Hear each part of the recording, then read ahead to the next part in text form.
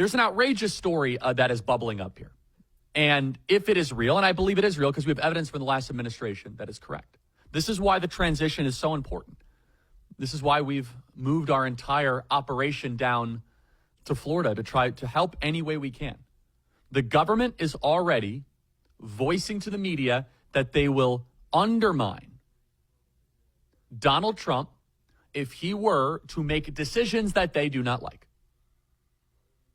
According to CNN and MSNBC, CNN has a story that has not been independently verified by NBC News, which add that, quote, defense officials have held, quote, informal discussions about how the DOD would respond if Donald Trump issues orders to deploy active duty troops domestically and fire large swaths of apolitical staffers.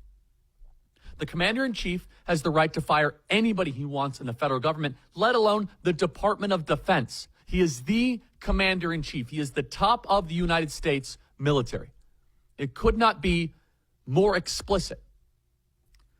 Now, many of you think we have three branches of government, but the fight now that we won the election, the fight in front of us is not just about winning elections. It's what is the form of government we are going to have.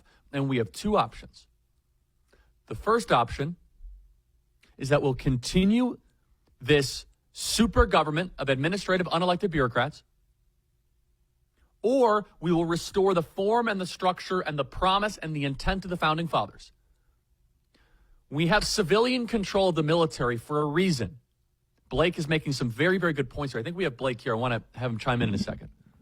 Elected leaders run the military. You see, we do not have a military junta that runs the United States of America. We have a civilian control of the military. Why is that important? Well, in third world dictatorships, the military just controls the country because they have the weapons, they have the guns, they have the tanks, they have the drones, they have the missiles.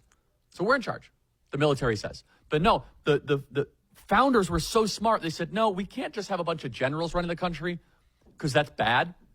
And they're not accountable to the people. So we put the people's representative, the president, in charge of the United States military. When defense staffers think that they have the right to ignore a president, that is mutiny, and it can only be responded by firing them immediately. These unelected staffers in the Pentagon, they did not win an election. They did not campaign and get elected by people, but they want the people at the Pentagon, they want Donald Trump to play president on TV and allow the administrative state to run the government. And this is the tension that is unfolding right in front of us, everybody. This is the game that is unfolding right in front of us. Which direction are we going to take? It's the intel community right now that is plotting against Donald Trump. The NSA, the Central Intelligence Agency, the FBI, the Department of Justice, the Department of Defense, the Pentagon, they're leaving little landmines for Donald Trump all around the government right now.